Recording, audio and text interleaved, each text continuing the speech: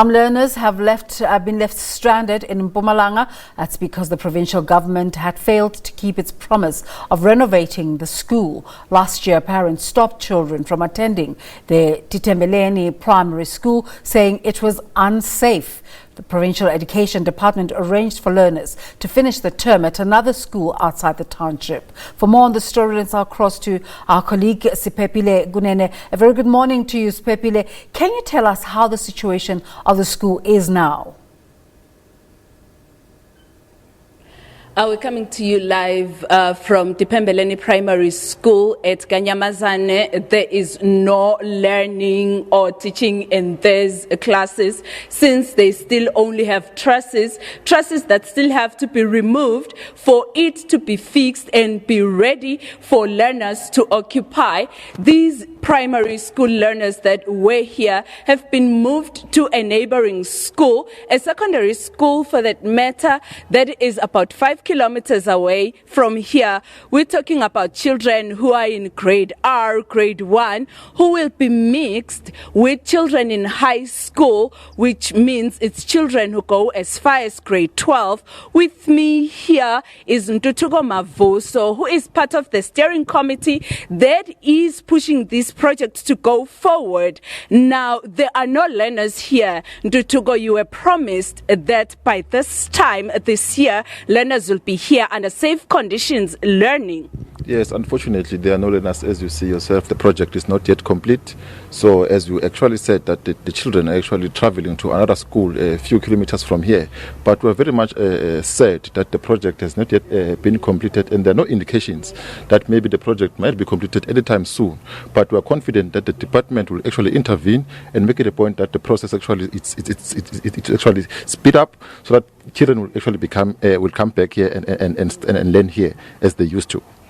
You actually said you are also concerned about the safety of your children because now they are young, they are using scholar transport to go to that school. Yes, we're very much concerned because some of these children are grade R learners.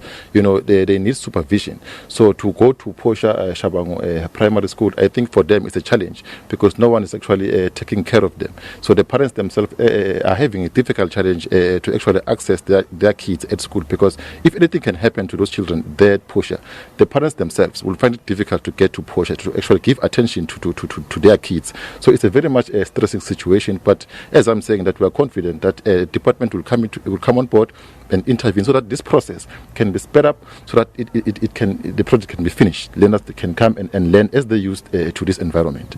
Earlier, one of the parents complained about the fact that they don't have money to do the traveling from here to Posha Shabang. As a result, some of the parents had to board the buses that were used by the learners. Yeah, it's an unfortunate situation that we've seen today, because the parents they didn't actually manage to actually register their kids on time. So to finalize the process, they had to actually board with their children on the buses, because as you are saying, they don't have money. Some of them, they are not working. Poverty is rife in this society. So we must actually take it into consideration that this project actually it is so speed up. It actually gets the attention that the department need to put, so that it can be complete, so everyone can be at ease. The kids can actually come back. The parents can have some fresh air and get back to the way they used to do things. So I can say. Let's come back to the actual project. You said you stopped the contractor from going ahead and putting corrugated iron in the trusses. What made you to do that, and what are you expecting moving forward? As you can see, the trusses are actually dry. They are actually dilapidated.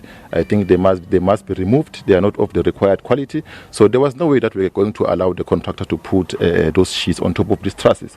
So we made a plight with the department that they should actually give instructions to the contractor to remove these trusses, so that the roof structure itself can be of quality. So we are still waiting for the approval from the department to actually give the contractor instruction that these trusses must be removed. So up to date, we haven't received any correspondence yet from the department.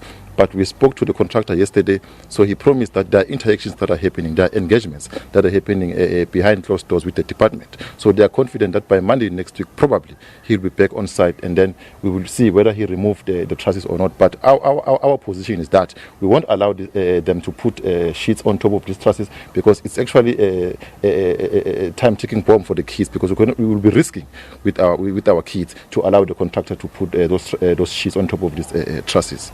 It's the first day of school today. Why isn't the contractor on the side? That's the challenge, because on last day of work last year, we stopped him. That we cannot actually continue with the project to put the sheets on top of this dry, dilapidated trusses. So that was our standing point. So to come back on site now, it's up to the department that it approves that the trusses are removed. Now, as we're standing, we're waiting for the department to give that approval, or to give a go-ahead that the contractor must go on site and remove all those trusses and actually put new trusses, so that the project can commence and proceed it with. Ntutugo, has the government given an indication as to when you can expect your children back to the school? Honestly speaking, to us as a steering committee, we haven't received any indication yet. But I'm quite convinced that the project, it has been extended to actually cover. It will take 6 months actually for completion. So we are concerned that 6 months is too long. So we will try to actually see that we negotiate with the department and with the contractor to say, let the project be fastened, so that it cannot take long, so that the kids can actually come back to school in time. 6 months it's a long time, but we are looking forward to work with the contractor and the department in that regard. Thank you so much for your time, Ntutugo. That was Ntutugo Mavuso, who's part of the steering committee that's responsible for the renovation of the school. The department, in our conversation earlier in the month, in December, in December, they actually said by March, this project should be finished. Learners should be back here on time. And they have 3 more months at Portia Shabang, where they are right now, where they are schooling. So according to them, they are still within time. This project will be done on time. But the concern that the parents have, it's the distance that the learners are expected to travel at a very young age. Thank you very much for that update now.